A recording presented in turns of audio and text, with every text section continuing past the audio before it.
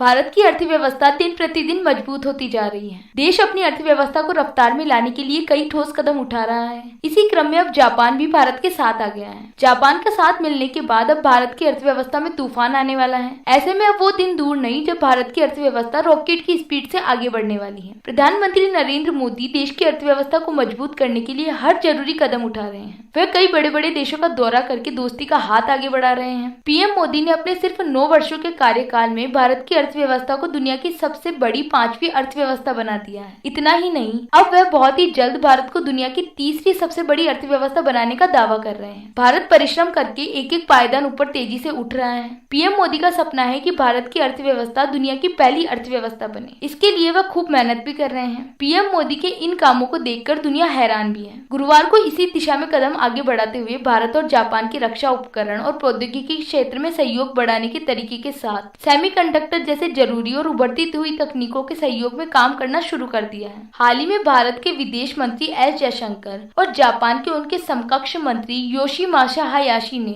संयुक्त, स्वतंत्र, मुक्त और समृद्ध हिंद प्रशांत सुनिश्चित करने के लिए दोनों देशों के बीच मजबूत साझेदारी को बढ़ाने पर जोर दिया है। विदेश मंत्रालय द्वारा दी गई जानकारी के मुताबिक जापान और भारत दोनों पक्षों में साल 2022 से 27 में भारत में 5000 अरब येन जापानी निवेश का लक्ष्य निर्धारित किया है। दोनों देशों के इरादे मजबूत हैं, तो बता दें कि वह जल्द ही भारत के साथ मिलकर दुनिया को मात देने वाले हैं।